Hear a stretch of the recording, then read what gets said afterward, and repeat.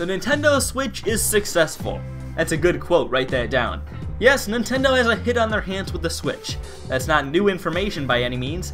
In fact, I think most people have known that for about 2 years already, and obviously a successful system is good news for Nintendo. But as this generation has gone on, I've thought more and more about whether that success is actually good for fans. You know, when you look back at Nintendo's history, some of the lowest selling systems have had some of the best game libraries.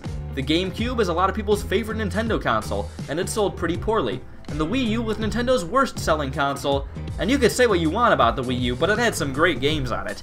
Whereas systems like the Wii are looked down upon by a lot of the Nintendo community nowadays, even though they did really well for Nintendo. And you might say, well, Redkwan, it sure seems like people don't like the Wii U much either, and I suppose that's true, but I think in the future people will look back on it and realize it had a lot of great stuff. But that's not the point. I think there are positives and negatives associated with the Switch's success, and I do think to some extent that the Switch's success might not really be so great. Hello all 1,378 of you, I'm Redkwan, and is the Nintendo Switch's success bad for fans? Now before you go disliking this video, just know that I'm generally not a negative person when I'm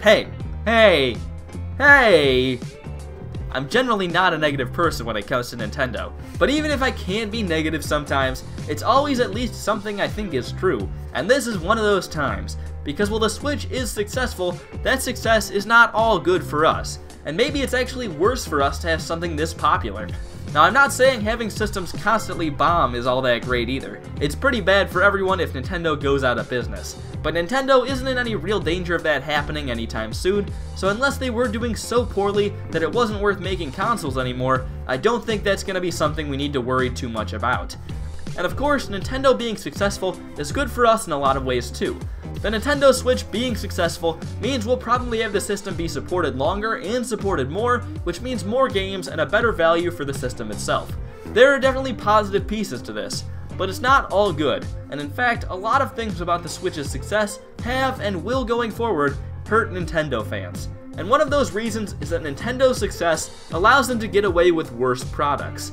The Switch is a cool idea as a system, and it has some great games, but a lot of the pieces of the entire Switch experience just aren't that great. One of those pieces is the online service. Nintendo Switch Online is one of those things that basically no one likes, and while I haven't personally used it because I'm physically incapable of spending money, I don't think many people would argue that it's not a good system. But is Nintendo going to make it better? Probably not. Nintendo is making so much money off of the Nintendo Switch Online service that improving it doesn't make too much sense. And that goes for things like the applications on the Switch too. Why can the Switch get away with not having Netflix after 2 years? Because everyone's still buying it anyway. What about systems like the Virtual Console? Why can't we get the Virtual Console? It was so good. Well, the Switch is doing well without it, so I put in the work. This may sound like an oversimplification, and to some extent it is, but at the same time, I don't think any of these three things would be in the state they are on the Switch if the Switch wasn't doing as well as it is. And the reason for that is that the incentive to improve something comes from a benefit at the end. If you're trying to lose weight, you only do it if there's an incentive at the end of living a healthier life or whatever. If you're a Pikmin fan, you only watch a Nintendo Direct because of the incentive that maybe this time they'll show Pikmin 4. Pikmin fans live a sad existence. But the point is, you only do things if there's something to gain from doing it. And if more people than Nintendo could have ever hoped for are buying the Switch, there really isn't any reason to make it better.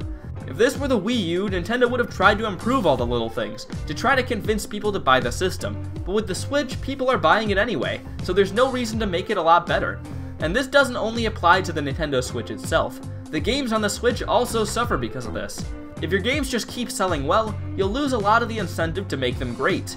That's not to say there aren't great games on the Switch, because there are, but when you can put pretty much anything out and have it succeed, you'll end up getting lazier games a lot of the time. Games like Mario Tennis Aces and ARMS aren't bad, but they also don't feel like they're as full as they could be. And I think a lot of Switch games are this way. Again, this isn't every game, and it's not like Nintendo hasn't made anything that was pretty bland in the past, but I think it's happening a little more with the Switch, at least for the smaller titles. And maybe more than anything right now, the long-term effects of the Switch's success might hurt us as fans, and maybe Nintendo too. When Nintendo has had a lot of failures in the past, they've usually used it as a chance to grow and improve, and when they've had successes, they've ridden them out for too long and taken some of the bad parts of the successes as their basis for future decisions. For example, the Wii was a success, and Nintendo took that idea of appealing to the casual market and having quirky, gimmicky control setups into the design of the Wii U, and it didn't go so well. When Nintendo does something that goes well, that sends the message to Nintendo that they should keep on doing it, and that's what people want to see. And you might think that with the Switch, you really do love everything they're doing, and it is really all going great. But I definitely don't think all of its aspects are so great, and also, doing things for too long is bad. For example, ports on the Nintendo Switch are doing really well, and most people are okay with that now, because most Switch owners don't have a Wii U, so they end up getting all these new games at their disposal. But think about what that message sends. This is telling Nintendo that ports are what people want to see, and I have a feeling that on whatever Nintendo system comes out after the Switch, we're gonna see a lot of ports of Switch hits. The problem is, people who own that next system will have a much higher chance of owning the Switch, which means that they'll fall into the same situation that a lot of Wii U owners are upset about right now, where half the new games are things we've already had the opportunity to play, and that can be pretty frustrating. Also, basically any series that has an entry on the Switch is going to be one of, if not the, best-selling game in its series, which means that whatever series has a game on the Switch, that's going to be the game the series is based off of for the foreseeable future. When a game does alright, Nintendo will look at it and see what went well, and what they can do better or do differently so that they can make a better game next time, which is a good process that helps make games better over time. But if Nintendo sees a game that just blows the rest of its series out of the water in sales, they'll just look at it and say, let's do this again. And that's bad, that's not a good thing, because a lot of these games' success is purely because they're on the Switch, not because they're better than the other games in the series, not because they're so innovative and cool, just because they're on the Switch. I'm not saying the other things don't factor in for some games, but a huge amount of it is just because of the system they're on. Do people love Breath of the Wild? Yes, for some reason. Aw, snap. But is Breath of the Wild perfect? No, it definitely isn't. I bet if somebody wanted, they could fill a whole 7 to 8 minute YouTube video discussing its flaws. But what will Nintendo see when they look at it? Wow, Breath of the Wild is the best-selling Zelda game ever? Let's do the exact same thing. And even if you liked Breath of the Wild a whole lot, hopefully you can agree that changing things up is very important for games, and retreading the same ground is not the best way to do things.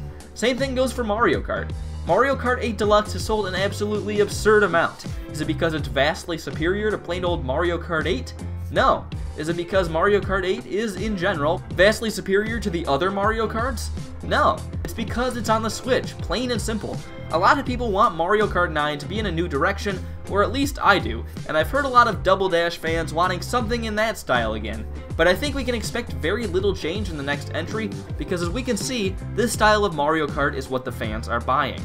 Is this whole situation a big deal? Something very important that's going to determine whether you live or die? Probably not. Hopefully not, because that'd be an awfully dumb thing to have on a gravestone. But I find it a little frustrating that I see the success of the Nintendo Switch as something that's holding it back from being much better. And maybe I'm just a pessimist about this whole thing. Who knows? But I mean, I'm generally pretty positive about Nintendo. Hey! So in conclusiones, I do think that in some ways the Nintendo Switch's success is bad for fans. It certainly has its upsides too, and there are probably more important things that I could be doing with my life than talking about this, but I think it's important to remember that Nintendo's success doesn't necessarily mean anything good for you. Well, I'm Redkwan. How many dislikes do you think I'm gonna get? I'd say at least 50, and I probably won't even get 50 views, so that's pretty impressive. How do you feel about the Nintendo Switch's success and its impact on fans? That's a pretty darn specific question, so it's probably better just to stick to the dislike one. Anyways, I'm Redkwan, thank you all for watching, and I'll hopefully see you all later. Goodbye.